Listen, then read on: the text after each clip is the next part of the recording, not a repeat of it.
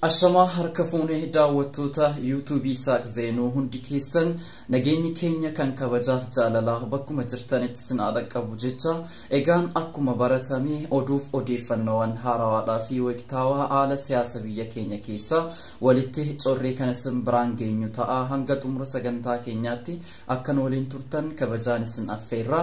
Egaa oduun keenya inni haaraa fi inni ijoon dhimma waraana Itoophiyaa Geetaachoo kumsaatii fi Geetaachoo kumsaatii fi akkasumas ilma saarra maaltu mudate waraana sana keessatti maaltu ta'e kan jedhu waan tokko isin biraan geenya. Egaa akkuma beekamu ji'a darbe sana keessa Geetaachoon ilma isaa fudhatee gara adda waraanaatti deemuun isaanii yaadatama akka faanaa irratti dubbateen jechuudha. Yeroo adda waraanaa deemu kana keessatti ilmi isaa duukaa ture. Ilmi isaa kun umriin isaallee ammallee xiqqaadha. Ilma isaa kana dugdatti baadhatee warra TDF wajjiniin lolaa ture jechuudha. Yeroo xiyyaaraan ummanni bakka tokkotti haleelamu mucaan kun ni argaa ture.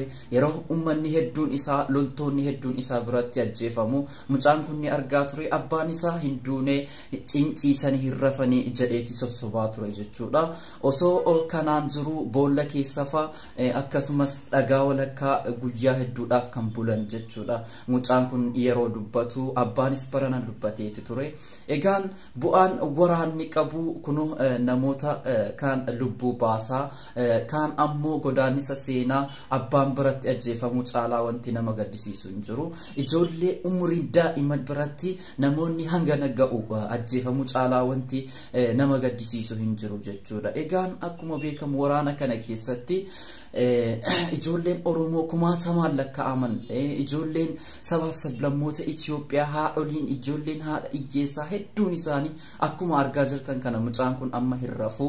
Yeroo dhaqee ciisu yeroo waraanni sun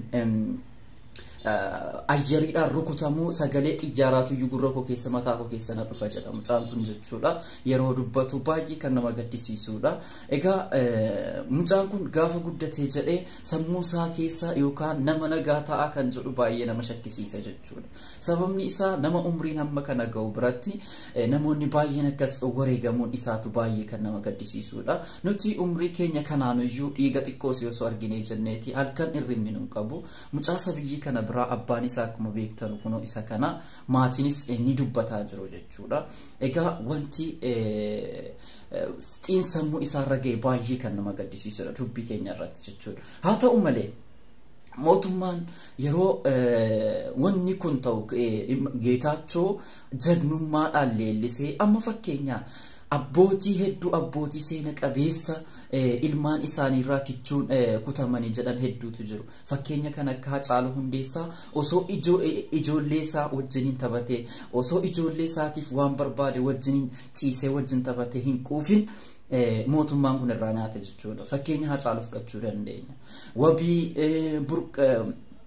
Wabiillee milkiillee hunda jiraatu iyyuu osoo hin quufin keessatti siinsa biyyin jechuudha. Osoo abbaallee hin argine kan inni wareegame kun baay'ee kan nama gaddisiisuudha. Kanaaf mootummaan bakka kenneeraa kan jedhu ni beekama. Amma fakkeenya barana dhiyeenyuma kana kan ajjeefame Abdul Jabbaar Huseen abukaatoo seeraa Abdul Jabbaar Huseen osoo inni harka namaatiin ajjeefamuusaa manni iyaalaa akkasumas hawaasni Abdul Jabbaariin kafane sun mataa qolee isaa kanarra waraanamee ajjeefamuu isaa osoo beeku mootummaan akka waan harka namaatiin hin ajjeefamne viidiyoon inni yeroo inni waraanamu gara dubbaa kanaan kan mul'ataa ture ni jira jechuudha.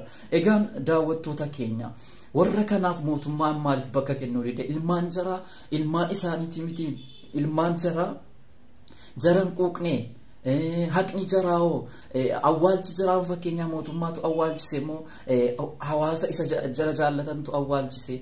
Dhugaa jiru dhugaa jaraamoo maaliif dhoske? Lubbuun waraana nama tokko baduun sirrii miti. sirrii yoo dhugaa dubbachuudhaaf ta'ee jedhee daa'ima kana argaa jirtu amma jechuudha halkan gadi hin ciisu yoo ciisee jedhee waan ni ta'aa ture sanatu fuuldura dhaabbata ayyarii yeroo xiyyaarri hawaadhaa ummata kanatti roobde ummata kana fittu sagalee isaa yaadata waa hedduu yaadata jechuudha lubbuun waraana keessatti dabarfatu lubbuu haadha ilmaan hiyyeessaati abbootii ijoollee hiyyeessaati kan ajjeefamaa ture jechuudha qaama mootummaa ilmaan isaanii golgee sanarra ciisan golgee isaanii keessa ciisanii afata gaarii afatanii diraamaa yookaan yeroo jarri wal ajjeesan televiziyoonaan taa'ee ilaala jechuudha kanaaf waraanni biyya tokko keessatti kasaaraa guddaa uuma godaannisa bara baraa uuma malee takkaa wanti inni faayidaa fiden jiru biyyi waraanaan bilisoomte xiqqoodha mootummaan humnaan jiraate xiqqoodha amma yoonaatti mootummaan humnaan jiraate hin jiru mootummaan humnaan biyyattii bulchu biyya qabate sana bulchu dhumni isaa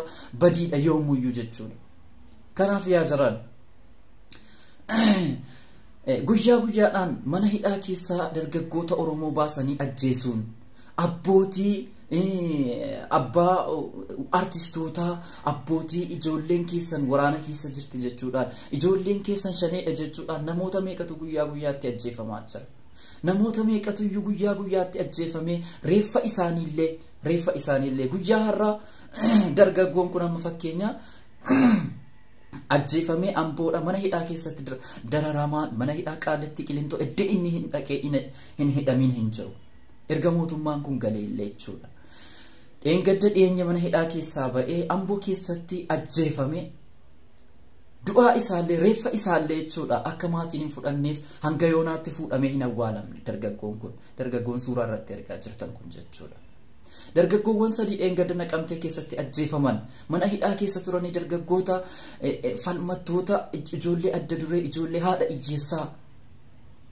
amma mucaan daa'imni kun boo'uun isaa haqa qaba mucaan kun bor guddatee nama nagaa ta'a bor guddatee nama ta'a moo ni maraata abbaan qabatee dugdatti baadhatee lolaa ture mucaan umuriin isaa hangana ga'u bor maaltu isa mudata jechuun baay'ee tilmaamuudhaaf baay'ee nama rakkisa hadha manni kennamaa jiruuf hadha qarshiin kennamaa jiruuf sammuu isaatti isa deebisuu hin danda'u mucaa kanatti lola kana keessatti obboleewwan keenya hedduu isaanii dhume maatiiwwan keenya hedduu isaanii dhume kan jara kanaallee mucaan waan bira jiruuf kan isa kana dhaga'ame waan ta'eef malee silaa osoo mucaan bira hin jiraanneeti namni garagalee ilaalu hin jiru ture kan mucaa kanaa kan inni beekame waan addaati mucaa isaa fudhatee dhaqee loluun isaa akka inni beekamu godheeti jira jechuudha egaan daawwattoota keenya wanti akkanaa kun biyya keenya keessatti baay'ee tatta'aa jira haadholiin ilmaan isii akaayiidhaan guddifattee barsiifattee ijoolleen hedduun mana barnootaa irraa qabamanii jechuudha adda waraanaatti geeffamanii ajjeefamaa jiru kun kufaatii hamaadha mootummaa kanaafis ta'e biyyattiidhaafis jechuudha osoo jarri TDF illee namoota hedduu sababa isaaniitiin namoonni hedduun dhumeeti jira haati ilmaanii akkasumas ijoolleen namoonni hedduun gudeedamanii madaa bara baraan yoomuyyuu hin fayyamne keessa galaniiti jiru jechuudha egaan daawwattoota keenya sagantaan hadha qabannee dhufne kanuma fakkaata warri maatii kiyyan taane subscribe gochuudhaan maatii kiyya ta'a hanga odeeffannoo biraatii walitti deebinutti nagaan nu tura